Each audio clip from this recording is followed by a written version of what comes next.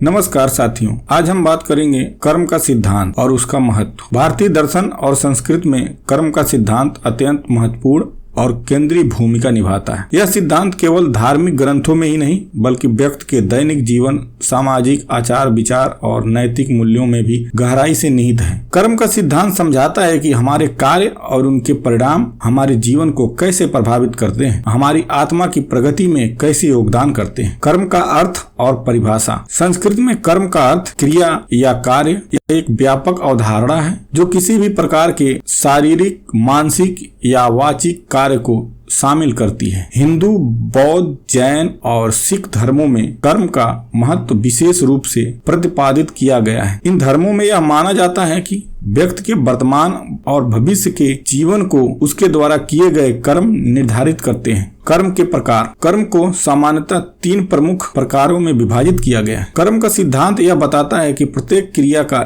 एक निर्धारित और अपरिहार्य परिणाम होता है। यह परिणाम सकारात्मक या नकारात्मक हो सकता है जो उस कर्म की प्रकृति पर निर्भर करता है। यह सिद्धांत जैसा करोगे वैसा भरोगे की अवधारणा पर आधारित है। यह मान्यता व्यक्ति को उसके कर्मों के प्रति जिम्मेदार बनाती है और उसे नैतिक और धार्मिक नियमों का पालन करने के लिए प्रेरित करती है। कर्म का महत्व। कर्म का सिद्धांत विभिन्न स्तरों पे बहुत ही महत्वपूर्ण है। नंबर 1, व्यक्तिगत स्तर पे। व्यक्ति के नैतिक और आत्मिक विकास के लिए कर्म का सिद्धांत अत्यंत महत्वपूर्ण है। यह व्यक्ति को अच्छे कर्मों करने के लिए और बुरे कार्य से बचाने के लिए प्रेरित करता है। दूसरा, सामाजिक स्तर पर कर्म का सिद्धांत समाज में नैतिक और न्याय को स्थापित करने में सहायक होता है। यह समाज के सभी सदस्यों को उनके कार्यों के प्रति परिणाम स्वरूप जवाबदेह बनाता है। धार्मिक स्तर पर। नंबर 3, धार्मिक स्तर पर कर्म का सिद्धांत धार्मिक शिक्षाओं का एक महत्वपूर्ण अंग है। यह व्यक्ति को धार्मिक कर्तव्यों का पालन करने का आध्यात्मिक